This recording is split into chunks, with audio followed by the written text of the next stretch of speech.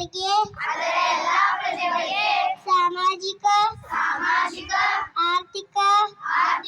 ಮತ್ತು ರಾಜಕೀಯ ನ್ಯಾಯವನ್ನು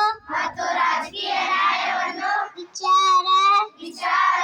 ಅಭಿವ್ಯಕ್ತಿ ನಂಬಿಕೆ ಭಕ್ತಿ ಮತ್ತು ಆರಾಧನೆಗಳಲ್ಲಿ ಸ್ವಾತಂತ್ರ್ಯವನ್ನು ಸ್ಥಾನಮಾನ ಮತ್ತು ಅವಕಾಶಗಳ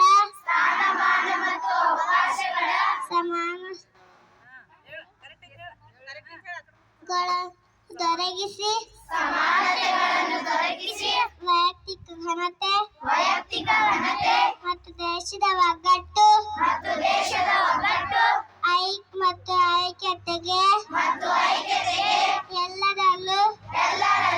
ಭಾತೃತ್ವವನ್ನು ಪ್ರೋತ್ಸಾಹಿಸಲು ನಿರ್ಧರಿಸಿ ನಮ್ಮ ಸಂವಿಧಾನ ರಚನಾ ಸಭೆಯಲ್ಲಿ ಈ 1943 ಮತ್ತು ನವೆಂಬರ್ ಮಾಹೆಯ 26ನೇ ದಿನದಂದು ನಾವೇ ಈ ಸಂವಿಧಾನವನ್ನು ಸ್ವೀಕರಿಸಿ ಶಾಸನವನ್ನಾಗಿ ವಿಧಿಸಿಕೊಳ್ಳುತ್ತೇವೆ.